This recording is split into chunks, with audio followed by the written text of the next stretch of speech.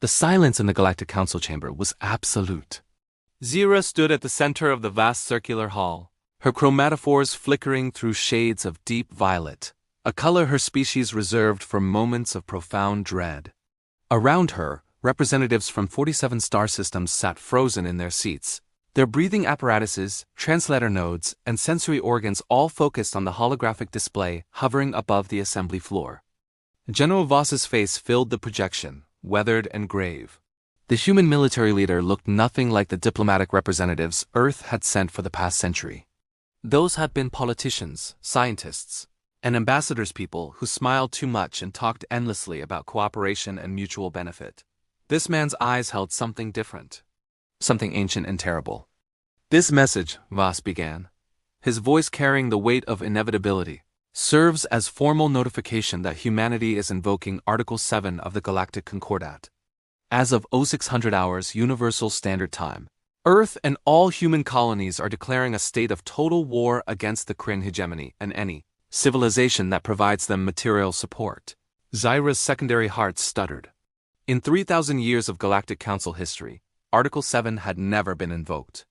It was a relic, a formality inserted into the Concordat as a theoretical option like the self-destruct protocols on generation ships.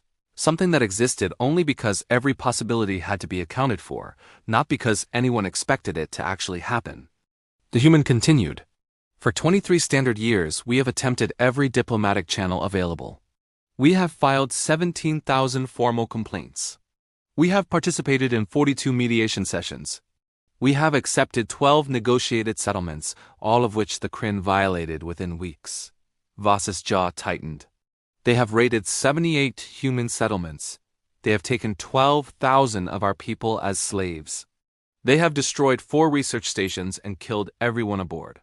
And when we asked for intervention, you told us to be patient. You told us that war was not the answer. You told us that humanity needed to learn the ways of civilized species. The counselor from Vexeris Prime, a being resembling a crystalline tree, attempted to activate its speaking privileges. The system denied the request. This was a formal declaration, protected under the Concordat. It could not be interrupted.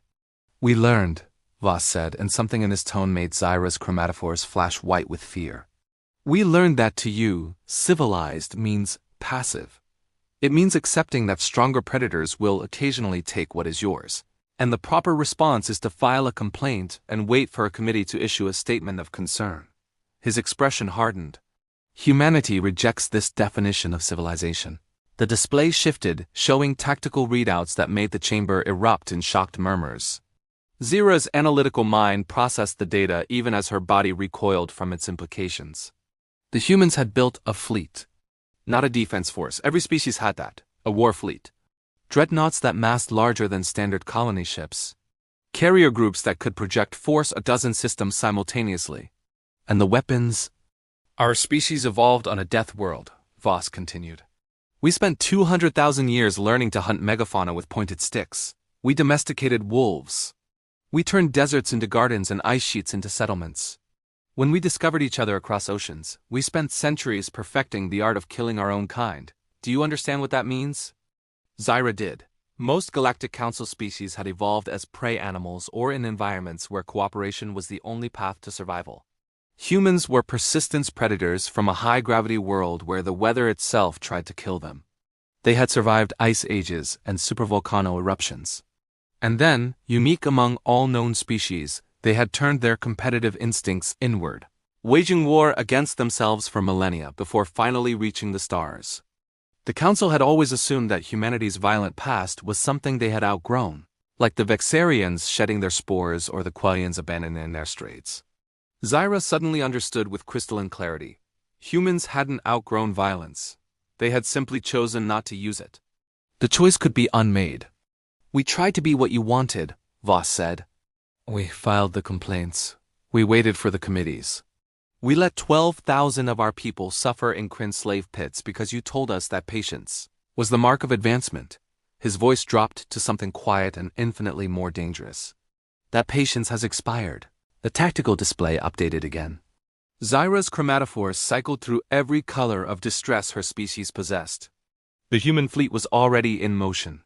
47 battle groups moving with terrifying coordination toward Kryn space. But that wasn't what made her respiration rate triple. The fleet's trajectory would take them through 3 neutral systems whose governments had provided humanitarian aid to the Kryn, aid that everyone knew included weapons and intelligence. "We will not be conducting this war according to Council protocols," Voss stated. "We will not limit ourselves to defensive actions. We will not pause for negotiation periods. We will not accept surrender from any Kryn authority until every human slave is recovered and those responsible for their capture face human justice." He paused. "And we will consider anyone who provides material support to the Kryn during this conflict to be an active belligerent." The chamber exploded into chaos. Representatives shouted over each other, their translation matrices creating a cacophony of outrage, fear, and disbelief. The counselor from Thren Minor demanded that Earth be expelled from the council.